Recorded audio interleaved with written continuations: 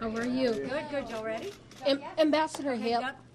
So the first thing I will say is, the biggest takeaway I think coming in after South Carolina is you look at all the early states and Donald Trump, as technically the Republican incumbent, did not win 40% of the vote.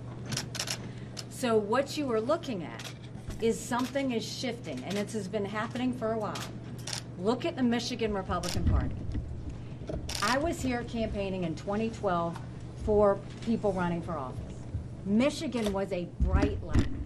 They were winning races up and down the ticket. They had passed a right-to-work law. Everything was great. And once Donald Trump came in 2016, they've now lost the governor's race, the governor's mansion. They've lost the state house. They've lost the state senate. The party is completely divided. And that's not just Michigan. We are seeing that all over the country, that the Republican Party is fully divided, and you now have factions. You can't win a general election if you don't acknowledge the 40% of Republicans who are saying, we don't want Donald Trump. And you can't do that if you've got a candidate who says anyone who supports his opponent is barred permanently from MAGA. That's not the way you win elections. Now, to my Republican family, I will say this. There are a few things we need to be looking at. The first thing is electability. If you have a candidate that can't win 40% of the vote in the early states, if you have a candidate who can't bring in independents, if you have a candidate that is driving people out of our party, then that is a sinking ship guaranteeing a President Kamala Harris. But it's not just the party that he's losing. He's shifting policy. Republicans used to be about fiscal responsibility. Republicans used to be about smaller government and less spending. But under Donald Trump, he put us $8 trillion out of the $34 trillion, $8 trillion in debt in just 4 years, more than any other president. He's not once talked about fiscal responsibility, and since, what have we seen? Republicans and Democrats are now all spending like drunken sailors, and taxpayers are getting the short end of that stick. Then he's changed policy on national security. It used to be that Republicans cared about peace through strength. Now we don't see that anymore. Now we see Trump siding with Putin, a tyrant and a dictator who kills his political opponents, who arrests journalists and holds them hostage, and who continues to say that he wants to destroy America. And you've got Trump saying that he would encourage Putin to invade our allies. This isolationist approach that Donald Trump is putting over the party is creating a scenario that puts us further in war, not preventing war. America can never be so arrogant to think we don't need friends. After 9/11, we needed a lot of friends. And then you're looking at the fact that Donald Trump is now turning the Republican Party into his own playpen. Look at what's happening at the RNC. The idea that they would be choosing a chair and a director before a primary is over is a massive control move by Donald Trump. The idea that there is a resolution out there in the RNC saying Donald Trump can't use the RNC for his legal slush fund, and he's upset that that was proposed, tells you everything you need to know. The idea that those now moving into the RNC are saying the RNC is only going to be about Donald Trump, you can hang up House, you can hang up Senate, and the rest of the ticket. It is now becoming, the Republican Party's now becoming Donald Trump's playpen.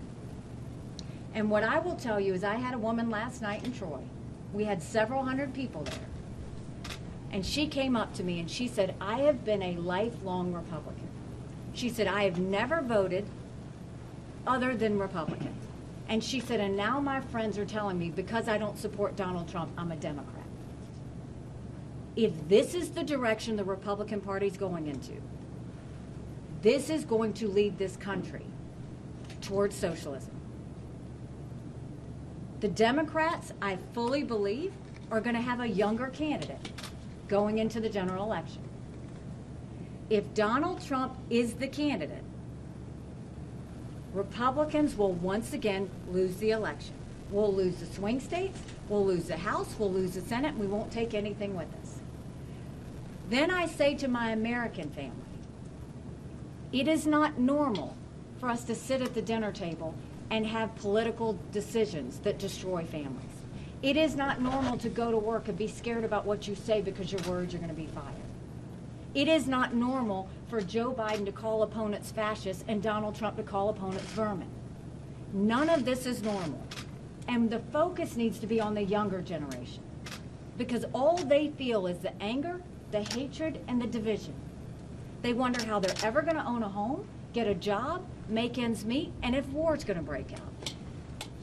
Americans owe it to our kids and your grandkids that we start to get our country back to a unified place where we're all Americans.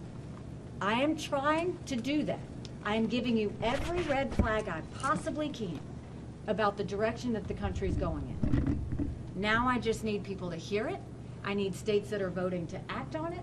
And I need to see that we can stop this sinking ship before it takes off. Ambassador Haley, whether it is here in Michigan or any of the upcoming states that you are campaigning in, today, which state can you tell us that you can definitively win? We have 21 states and territories that are getting ready to happen.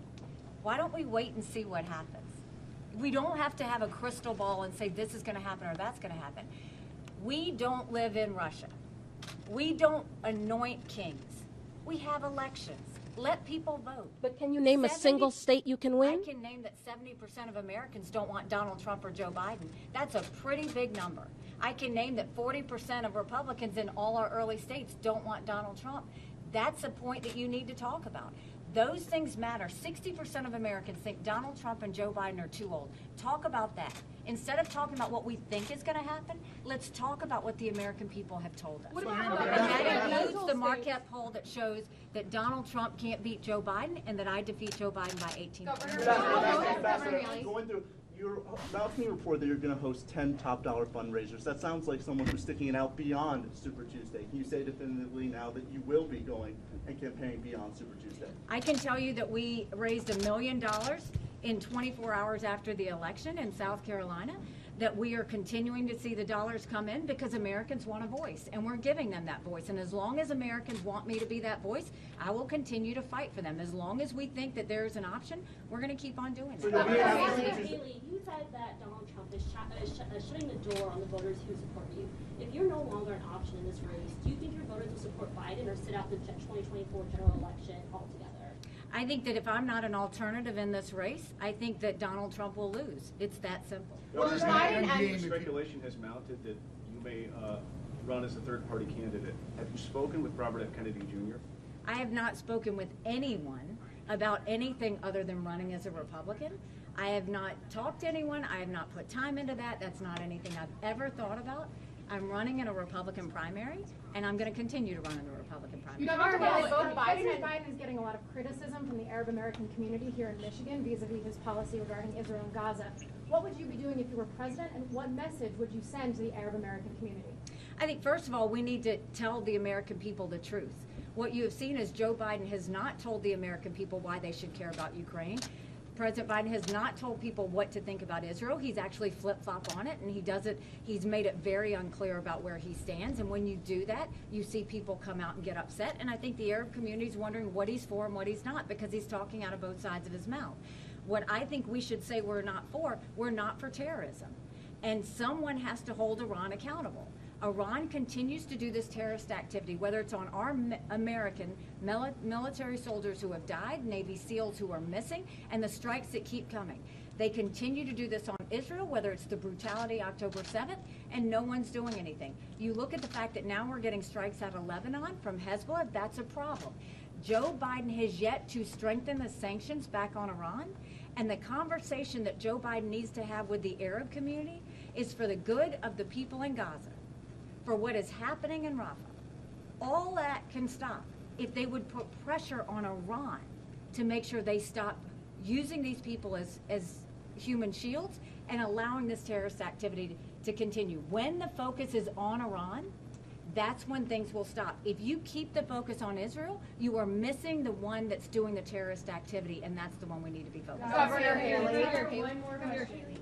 So you didn't really start making this case against Donald Trump really in full until the beginning of this year. And exit polls from South Carolina showed that most of voters had actually made up their mind at the end of last year. Do you regret kind of waiting to make this case against Donald Trump and how he can't win? No, not at all. There were 14 people in the race. I had a dozen of the fellas I had to beat, so we had to knock them out one at a time. Now this is the one-on-one opponent, and this is the case that I'm making. But no, if we had done that in the very beginning, we would have been a Chris Christie. That's not the goal of what we wanted to do. We wanted to make sure that we showed a choice. Governor, So AFP, they've stopped spending towards your campaign. What's your most convincing pitch to donors for why they should continue backing your candidacy? I mean, look, AFP never gave us monetary funds, so we were never financially dependent on AFP. They're a great organization that believes in freedom and smaller government, and I appreciate the partnership, but that wasn't something we were focused on for money. And so right now, you look at the 24 hours after getting $1 million in, there are American people all over this country that are begging for a voice. I mean, we have had over 300,000 donors now from all 50 states. 95% of those are $200 or less. Those are real people focused on what is happening in our country. Those are real people focused on what country their children are going to be living in. And those are real people that deserve a voice. Not just the ones that are the loudest, but the ones that we remember are Americans too, and they deserve to have their voices. Governor, on the border, both Biden and Trump are going. Are they ignoring you out of the race?